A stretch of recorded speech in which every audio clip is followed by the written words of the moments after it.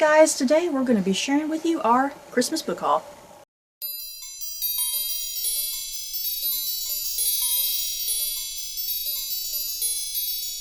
So let's get going with our Christmas book haul. We just both have a couple books here to share with you guys, but books I think we're excited about. And this happened last year. Stephanie got more books than me last year somehow, I think. So she's going to start. Maybe it's because you got like a series or something. Yeah. I don't know. I can't remember last year. Well, start off with my childish book. A Night at the Bookstore. A Barnesy and Noble Adventure. This looks adorable. For people who don't know, Barnes and Noble, the bookstore, came out like a couple years ago with these little characters of their own. It was Barnesy, was it the dog or the bear? Barnesy was the bear, right? Yeah. Okay. Yes, it's on his foot.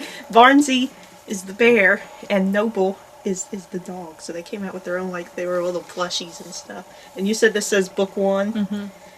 So it's just some cute little book with Barnes and Noble's creation. They're mascots. Yeah. It does. It looks really cute. And then a Shiloh Christmas. I feel like our mom was just giving this to you as a prank book. Probably. Mom always has to get me a book with a Christmassy animal book. Is usually a dog. I think I get one every year. But anyway, it's Shiloh, Shiloh from the freaking early 90s. And I looked, and this book didn't even come out till like 2015. So they just now came out with it. But yes, Shiloh. Guess he's having a Christmas.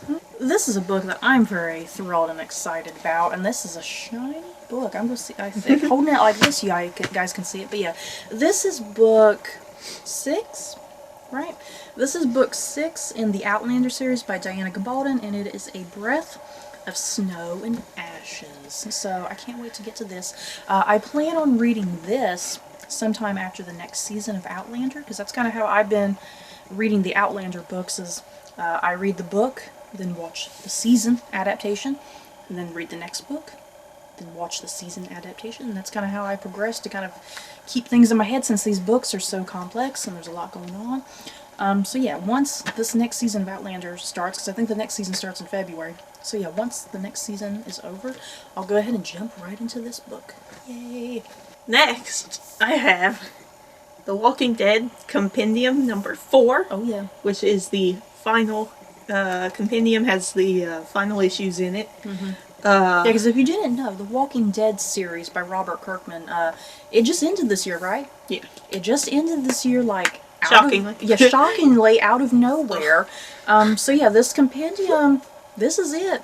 This is it, and then we'll be all caught up. Yep. Yay. But yeah, very heavy book. Stephanie, don't flip. No, she's over here I was flipping through it. We're gonna get spoilers. No, I was looking because there's like there's a long leather back here from Robert Kirkman. I just noticed that. But yeah, very heavy book. We're definitely going to be rereading through these because it's been a while since we've read the last compendium. Yeah. And seeing as the show and the book are different, Yeah. kind of can't remember who's actually alive. Yeah, and dead. but yeah, that was my thinking too.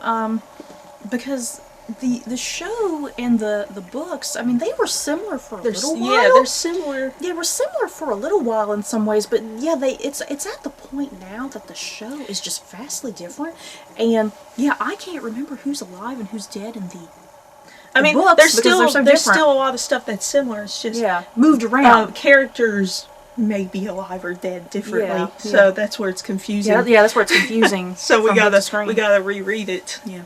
This giant, big book, this is the costumes of Game of Thrones, you guys. It is a big, huge book.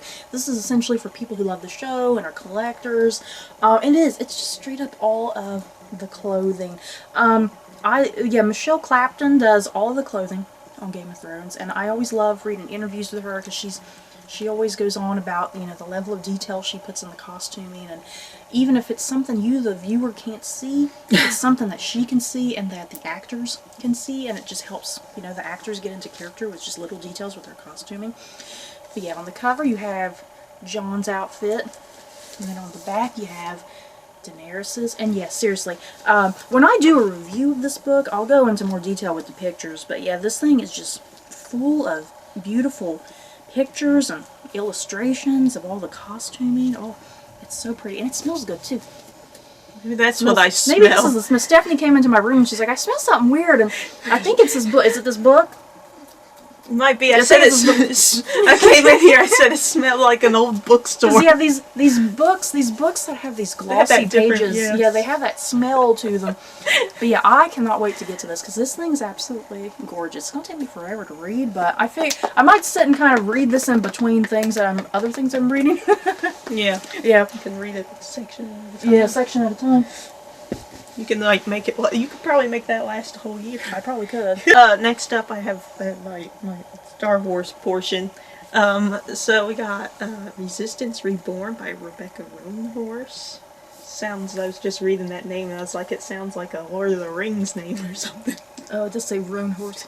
This, I believe, obviously, I guess, has to take place before Rise of Skywalker, somewhere in there. I'm not really sure what the premise of this book is. Just that it takes place before Rise of Skywalker. Yeah. I think it sounds like it's taking place pretty close to right after the end of Last Jedi. Mm-hmm. But got Poe's face on it really big. So, yay. And then got Star Wars Galaxy's Edge, Black Spire by Delilah S. Dawson. And this is a little story to help you with, I don't know, extra Batu stuff. I don't know if it's necessarily... Stephanie, you just said a bunch of words that I don't think people know what you're talking about. Oh. What's Batu, Stephanie? Batu, the Disney World. Disney World, Galaxy's Edge. The Batu is the name of the land. So, I guess this is a story taking place kind of before all of that as well. I can't believe, yeah, because Disney World's going to be getting that land called Galaxy's Edge. I can't believe even that location is getting books. It's like, good lord, the Star Wars journey is just crazy. Oh yeah, because even the theme park is getting books. I think her name's Vi, if that's how it's pronounced. Vi, Vi. Probably Vi. In the commercials, they show her walking around the land. I think she exists. Yeah, I think she does really walk around the land. So I guess that's just like a nice little story to have when you meet her. To be like, hey, I know who you are. And then I have the Star Wars Age of Resistance Heroes comic book. And this is for the current trilogy. And this is also just like some little side stories. Looks like some of them are, like I know it says there's a story for Maz and Vice Admiral Holdo, like kind of like a little origin story for them. Some other characters and everything in here too. So. And then my final thing. Do you need help? I got a lot of heavy books. Okay, I got, guys, oh god, might need your help. I'm worried they're all gonna fly out. Okay, I got the complete Throne of Glass series, guys, by Sarah J. Maas. I love Sarah J. Maas's Court of Thorns and Roses series, and I've been wanting to read these books because I know a lot of people really love these books. So yeah, I got this box set. It's all the books, including the prequel book. My question to you guys, if you guys have read this book, or if you've read these books, my question to you is, do you recommend a reading order? Because I got on Goodreads and I got on some various different lists about how to read these books, and no one was in really any sort of agreement about how to read them. Is it okay if I read them? Is it okay if I read them like this? Because because the prequel book is down over here, and they have it here at the beginning. But it was not published first, because obviously Throne of Glass was published first, and then I think maybe book 2 and 3 were probably published, and then the prequel book was published somewhere in between.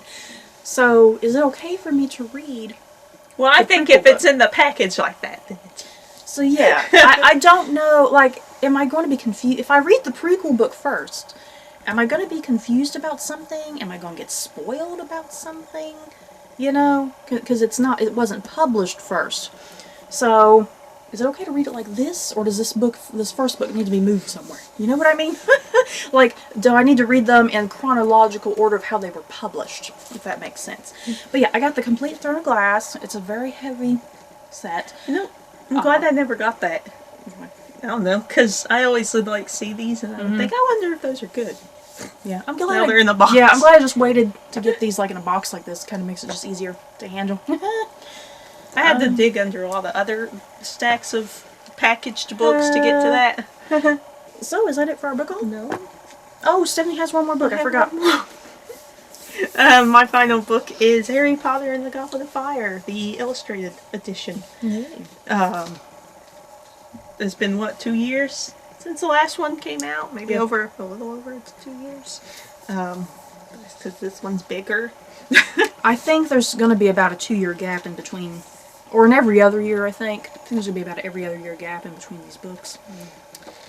Yeah. Illustrated Goblet of Fire. Yay. This would be cool because, you know, there's so many weird things in this book. Especially, like, probably when it gets to the maze section. Maybe there would be some cool photos. Yeah, there's probably a lot of cool photos in there of things that, you know, the movie didn't even do. Yeah. Because, you know, the movie didn't do the Sphinx. Oh, yeah, that's true, yeah. I wonder if there's something there with the Sphinx, like what the Sphinx looks like, maybe. Yeah. But yeah, because, yeah, these books got longer and longer, and the movies had to omit a lot of stuff. So yeah, that's kind of what makes these illustrated editions kind of fun, is maybe seeing a visual representation of something that the movies didn't get around to. But yeah, is that it for our book haul, Stephanie? Yep. Yeah. So you guys, that's it for our Christmas book haul. We love all these books. Can't wait to get to them all. So, in the comments below, what books did you guys get for Christmas? And that's going to be it for this video. Don't forget to like, comment, and subscribe. And if you like this video, you may like these other videos. Bye, guys.